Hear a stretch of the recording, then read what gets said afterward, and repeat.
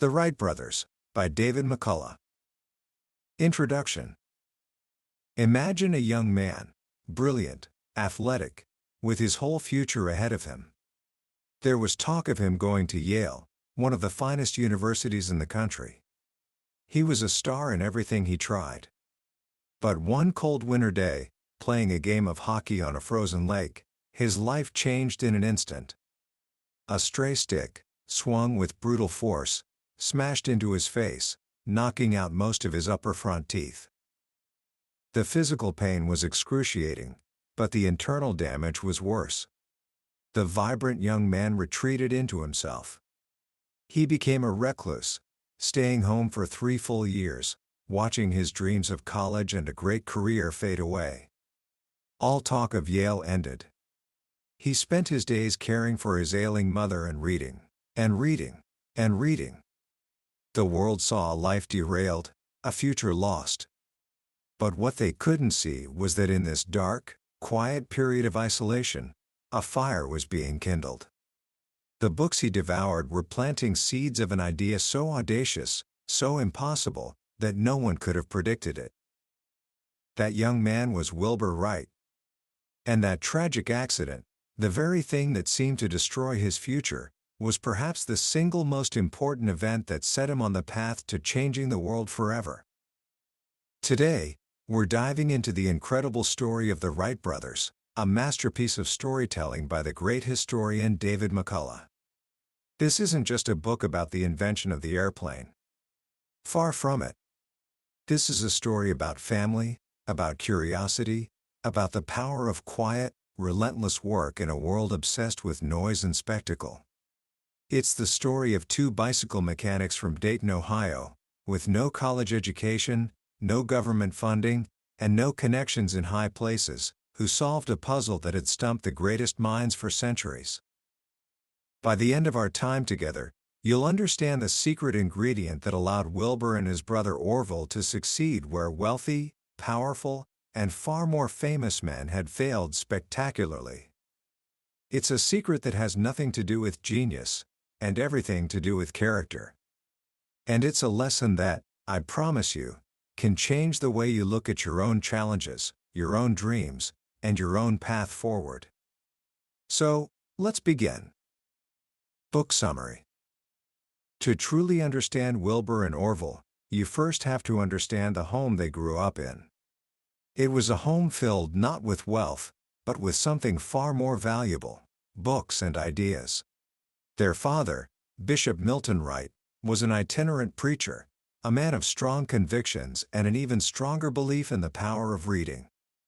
He filled the family home at 7 Hawthorne Street with books on every imaginable subject: history, science, poetry, philosophy.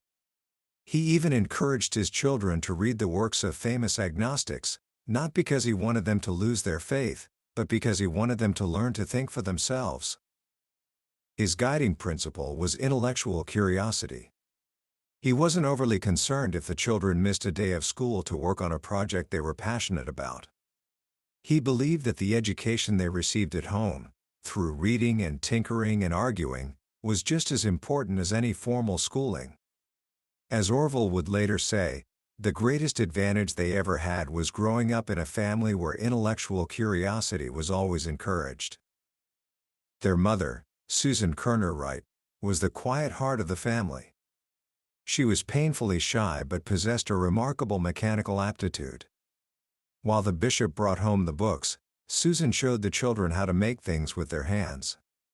She could build toys for them that were as good as any you could buy in a store. The brothers were certain that their mechanical genius, and Orville's shyness, came directly from her. Their story, the one they would tell for the rest of their lives, began with a simple toy. One evening, the bishop came home with a small helicopter-like toy from France, made of cork, bamboo, and paper, powered by a twisted rubber band. He tossed it into the air, and it flew up to the ceiling. The boys were captivated. They called it the bat. They played with it until it broke, then built their own, each one a little bigger, a little better. That little toy, a gift from their father, planted a seed. It was the first time they experienced the magic of a man-made object defying gravity. As they grew, they were, as their father said, inseparable as twins.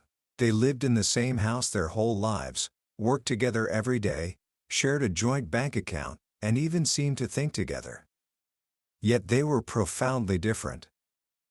Wilbur, the older by 4 years, was the visionary, the deep thinker. After his devastating hockey accident, he had turned inward, becoming a voracious reader. He had an astonishing memory and an incredible power of concentration.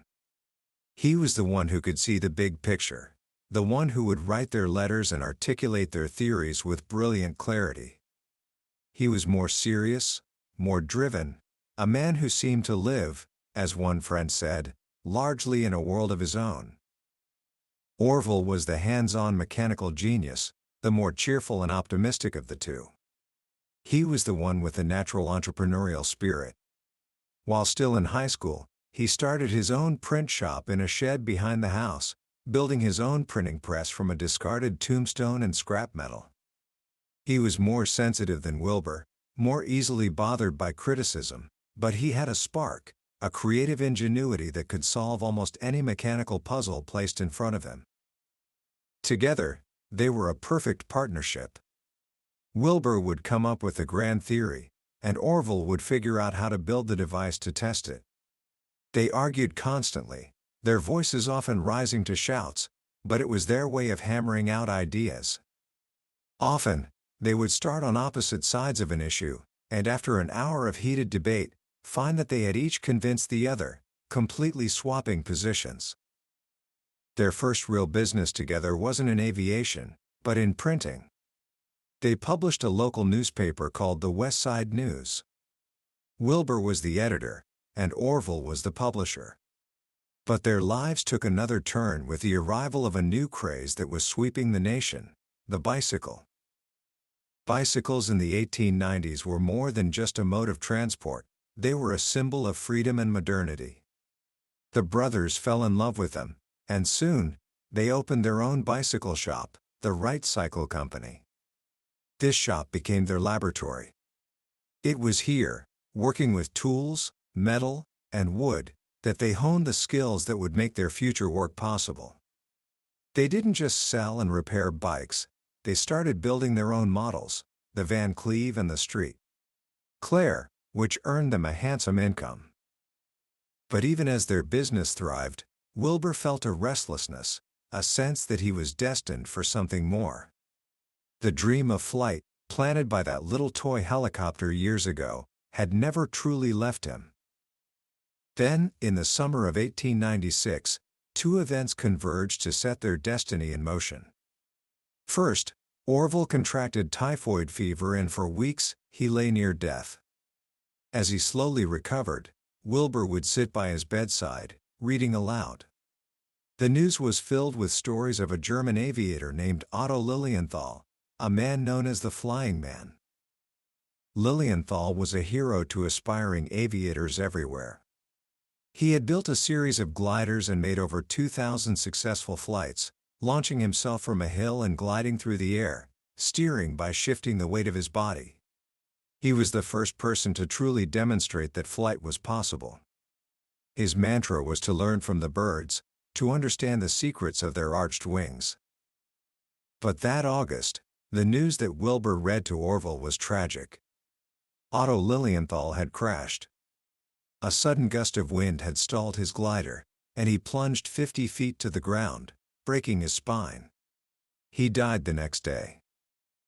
Lilienthal's death, Wilbur later said, sparked an interest that had been passive since childhood. It was a wake-up call. The problem of flight was not just a dream, it was a life-and-death challenge. And Lilienthal's fatal flaw, the brothers concluded, was not in getting into the air, but in his inability to control the machine once he was there. Shifting your body weight was simply not enough. This became the central problem they set out to solve, the problem of control. Riding a bicycle had taught them about the crucial importance of balance. A bicycle doesn't stay upright on its own.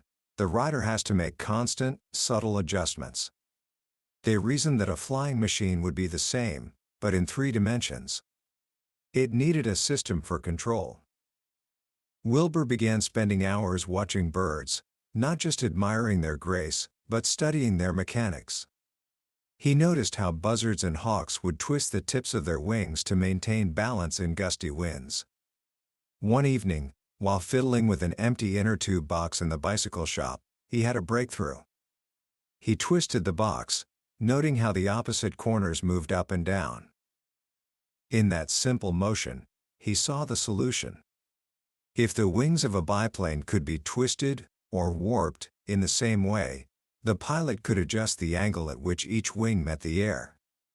This would allow the pilot to control the roll of the aircraft, to bank and turn with precision, just like a bird.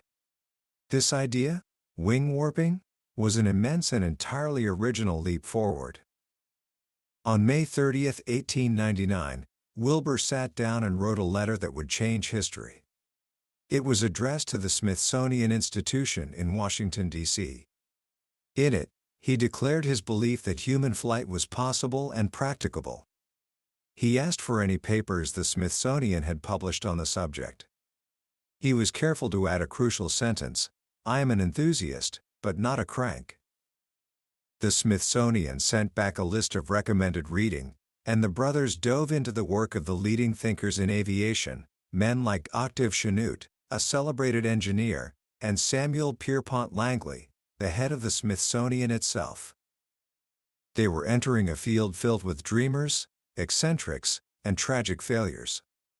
Langley, backed by $50,000 from the U.S. War Department, a fortune at the time, was building a massive, gasoline-powered flying machine called the aerodrome. It was the high-tech, big-budget project of its day. The Wrights, by contrast, were working with a budget of a few $100s, earned from their bicycle shop. In the summer of 1899, they built their first aircraft, a 5-foot biplane kite. They flew it in a field outside Dayton, controlling the wing warping with 4 lines running down to sticks they held in their hands. The test was a success. The kite responded to their controls. The theory worked. The next step was to build a full-sized glider, one that could carry a man. But where could they test it? They needed a place with strong, steady winds, soft sand for landings, and, just as importantly, privacy. They wrote to the U.S. Weather Bureau, which sent them wind velocity records from across the country. One remote, desolate spot stood out, a sliver of sand on the outer banks of North Carolina called Kitty Hawk. In September 1900, Wilbur set off alone. His journey to Kitty Hawk was a harrowing adventure in itself, involving a leaky boat and a terrifying storm on the Albemarle Sound. When he finally arrived, he found a place of stark, windswept beauty and profound isolation. The locals were fishermen, descendants of shipwrecked sailors, a hardy and hospitable people who couldn't help but think the brothers were, as one later said, just a pair of poor nuts. When Orville arrived, they assembled their first glider. It had a 17-foot wingspan and a forward elevator, or rudder, to control pitch. Wilbur would lie prone on the lower wing. They began by flying it as a kite, getting a feel for its power. The pull was ferocious. Then, Wilbur began making manned glides. He would run down the slope of a sand dune, and for a few brief, thrilling seconds, he was airborne. They only achieved a few minutes of total flight time that first year, but they learned a crucial and disappointing lesson. The machine produced much less lift than the accepted scientific tables predicted it should. The experts, they realized, were wrong. They returned to Dayton and faced a choice. They could trust the established data, or they could trust their own experience. They chose their experience. And this led to one of the most brilliant chapters in their story. Back in the upstairs room of the bicycle shop, they built a small, 6-foot-long wooden box, a wind tunnel. Inside, they mounted a fan powered by their noisy little gasoline engine. Then, They created a series of miniature metal wing shapes, or airfoils, and meticulously tested each one, measuring the lift and drag with ingenious balances they fashioned from bicycle spokes and hacksaw blades. For months, they worked late into the night, in the freezing cold, testing over 200 different wing shapes. It was slow, tedious, and utterly groundbreaking work. In the end, they had created their own, completely new, and completely accurate set of aeronautical tables. They now knew, with scientific certainty, the most efficient wing shape for their aircraft. As one historian later wrote, "Never in the history of the world had men studied the problem with such scientific skill nor with such undaunted courage." They returned to Kitty Hawk in 1902 with a new glider, built based on their own data. It was a massive improvement. They made nearly 1,000 glides, soaring for hundreds of feet at a time. Orville was now flying as well, and they were truly mastering the art of control. But they discovered a new problem. Sometimes, when trying to correct a roll with the wing warping, the machine would slide sideways and go into a spin. Lying awake one night, unable to sleep, Orville had an idea. What if the rear vertical rudder, which had been fixed, was made movable? And what if its movement was coordinated with the wing warping system? The next morning, he proposed the idea to Wilbur.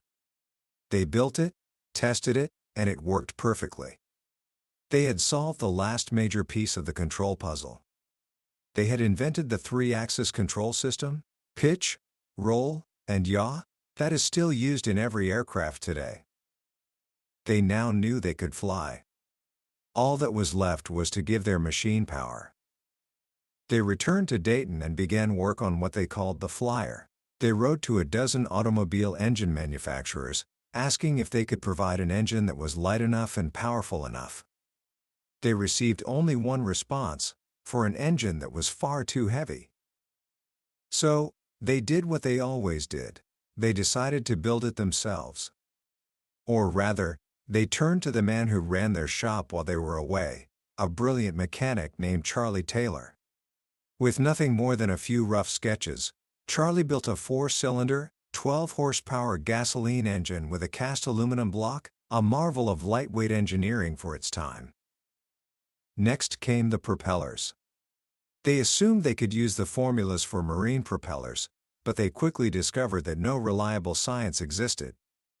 An air propeller, they realized, was essentially a wing rotating in a spiral course. For months, they argued and debated, filling pages with calculations. Our minds, Orville said, became so obsessed with it that we could do little other work. In the end, they designed and hand-carved 2 beautiful, 8.5-foot propellers that were astonishingly efficient, a masterpiece of engineering that was just as critical to their success as the engine or the wings. While they were perfecting their machine, Samuel Langley was preparing for his second attempt.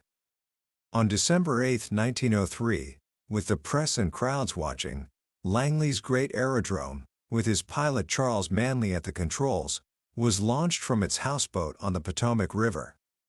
It plunged like a handful of mortar straight into the icy water. The project was a humiliating, multi-thousand-dollar failure. The papers mocked Langley mercilessly. The dream of flight, it seemed, was dead. 9 days later, on the windswept sands of Kitty Hawk, it was a bitterly cold Thursday morning. December 17, 1903. A 25-mile-per-hour wind was blowing from the north. The brothers hung a sheet on the side of their shed, a signal to the men at the nearby life-saving station. Only 5 men showed up. They had seen the gliders fly, and they had faith, but most locals thought it was too cold to watch another flying machine not fly. Wilbur and Orville flipped a coin. Wilbur had won the toss on their first attempt a few days prior, which had ended in a minor crash, so now it was Orville's turn. He lay down on the lower wing, his hips in the cradle that controlled the wing warping and rudder. Wilbur steadied the wingtip. The little engine sputtered to life. At 10:35 a.m., the machine started down its short wooden launching rail, Orville at the controls, Wilbur running alongside. It lifted into the air. The flight was, in Orville's words, extremely erratic. The flyer rose, dipped, bounced, and dipped again. It lasted only 12 seconds. It covered only 120 feet, less than half the length of a football field. But it was a true flight. For the first time in history, a heavier-than-air machine had taken off under its own power, flown forward under control, and landed at a point as high as where it started. They flew 3 more times that day, taking turns. The final flight, with Wilbur at the controls, was the most impressive. He flew 852 feet and stayed in the air for 59 seconds. As they stood discussing their triumph, a sudden gust of wind caught the flyer and sent it tumbling across the sand, smashing it to pieces. Its flying days were over. But it had done its job. That afternoon, they walked to the weather station and sent a telegram to their father in Dayton. Success 4 flights Thursday morning. Average speed through air 31 miles. Longest 59 seconds. Inform Press. Home Christmas. The local paper in Dayton ran a small, inaccurate story on an inside page. The editor of the Associated Press had been offered the story but turned it down, saying that if it had been 57 minutes, it might have been news. The world, for the most part, did not know or did not believe what had happened. But Wilbur and Orville knew. They had solved the problem. The next 2 years were a period of intense, quiet work. They didn't return to Kitty Hawk. Instead, they found a cow pasture 8 miles from Dayton called Huffman Prairie. The winds were light and shifty, a far cry from the steady gales of the Outer Banks. This forced them to invent a catapult, a derrick with a falling weight, to help them get into the air. Here, at Huffman Prairie, they truly learned to fly. They went from staying in the air for a minute to flying for half an hour. They learned to make circles, to do figure eights, to fly with such confidence and control that they had mastered their machine. By the end of 1905, they had built the world's first practical airplane. They had made over 100 flights, one lasting 39 minutes and covering 24 miles. And still, the world paid almost no attention. A few local farmers and passengers on the nearby trolley line would occasionally catch a glimpse, but most people thought they were just a couple of eccentric fools wasting their time.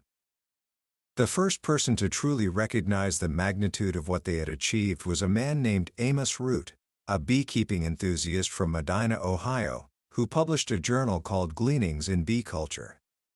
He drove down to Huffman Prairie in September 1904 and witnessed Wilbur fly a complete circle. He was thunderstruck. He wrote a detailed, accurate, and passionate eyewitness account, declaring that the world was on the verge of a new era. But since it was published in a beekeeping journal, almost no one of importance read it. Frustrated by the lack of interest in America, they offered their invention to the U.S. War Department. They were sent a form rejection letter. So they turned their attention to Europe, where there was far more enthusiasm for aviation. In 1908, the decision was made. They would finally show the world what they had done. Orville would go to Washington to perform the official trials for the U.S. Army at Fort Myer, Virginia. And Wilbur would go to France. Wilbur's arrival in Le Mans, a town south of Paris, was met with deep skepticism. The French press had taken to calling them bluffers. French aviators like Henri Farman and Louis Blériot were making short, straight-line hops in public, and many believed the Wrights' claims of flying for over half an hour were lies. Wilbur worked for weeks, patiently assembling his flyer in a room at an automobile factory owned by a man named Leon Bollée. On August 8, 1908, before a small but influential crowd at the Honadiers racetrack, he was finally ready. He wore his ordinary gray suit and a cap. There was no fanfare. He started the engine, took off, and climbed into the air. Then, he did something no one in Europe had ever seen. He banked gracefully and made a perfect turn. Then another. He flew a complete circle, then a figure eight, landing gently right back where he started. The crowd went insane. The stunned silence erupted into a roar. People were shouting, crying, embracing. Louis Blériot, one of France's leading aviators, was there. "I consider that for us in France, and everywhere," he said, "a new era in mechanical flight has commenced." Another pilot, René Gasnier, simply said, "We are children compared to the Wrights." Overnight, Wilbur Wright became the most famous man in Europe. He was no longer a bluffer, he was a hero. Kings, queens, prime ministers, and millionaires flocked to Le Mans to see him fly. He was an enigma to the French, a quiet, modest man who didn't drink, didn't smoke, and showed no interest in the Parisian socialites who adored him. But his skill in the air was undeniable. He had, as one paper declared, conquered the air. Meanwhile, back in Washington, Orville was having his own spectacular success. At Fort Myer, before growing crowds of thousands, he was breaking records almost daily, flying for over an hour at a time. The American public, which had ignored them for so long, was finally captivated. But on September 17, 1908, tragedy struck. Orville was flying with a passenger, a young Army officer named Lieutenant Thomas Selfridge. They were on their fourth lap around the field when a propeller blade split. The machine shuddered, wires snapped, and it plunged to the ground from a height of 75 feet. The crash was horrific. Selfridge was killed, becoming the first person to die in a powered airplane accident. Orville was pulled from the wreckage, barely alive, with a fractured leg, broken ribs, and a dislocated hip. Their sister, Katharine, who had been the unwavering anchor of the family through all their years of struggle, rushed to Washington. For 7 weeks, she nursed Orville back to health, handling the press, managing visitors, and holding everything together. She was, in every sense, the third Wright sibling in this great enterprise. Wilbur, hearing the news in France, was devastated. But he knew he had to continue. 4 days after the crash, he went up and flew for an hour and 31 minutes, setting a new world record in honor of his brother. The following year, 1909, was a whirlwind of triumph. Orville, though he would walk with a limp for the rest of his life, recovered.